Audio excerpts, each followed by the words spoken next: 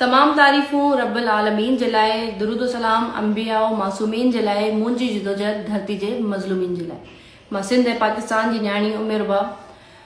अॼु खां 6 साल पहिरीं मां कुझु लफ़्ज़ ज़ालिम, कातिल, जाबिर सरदारनि जे लाइ लिखिया हुया, जेके कुझु हिन रीति हुया: जॾहिं केरु न मूं सां गॾु हूंदो, मां निकिरी ऐं निर्वार थींदसि ऐं पंहिंजा टोला तयारु कंदसि, हिन जग में तोखे ख़्वार कंदसि, मां बाग़ी आहियां, मां बाग़ी आहियां।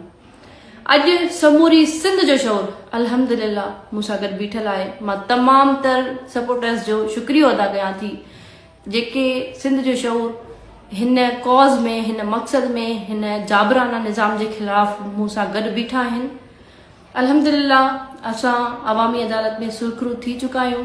उम्मीद रखां थी त हीउ निज़ाम बि हिननि जो मकरू चेहरो ज़ाहिर कंदो ऐं ज़ुल्म ऐं जबर जी रोकथाम थी सघंदी। हिननि सरदारनि खे सज़ा ॾेई हिकिड़ो मिसाल क़ाइमु कयो वेंदो। मां पुरुमीद आहियां त अदालतूं असांखे मायूस न कंदियूं। अदालतूं मज़लूमनि जे लाइ प्लेटफॉर्म आहिनि।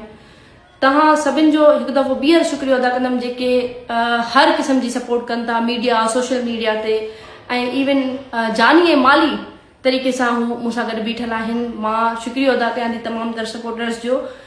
लिटरली मां उन्हनि माण्हुनि खे जिन खे सुञाणींदी बि आहियां, उहे बि कॉल्स करे हिन कॉज़ में गॾु बीहण जे लाइ जेको आहे सो ॻाल्हाए रहिया आहिनि मूंसां, त मां उन्हनि सभिनी जी बेहद शुक्रगुज़ार आहियां।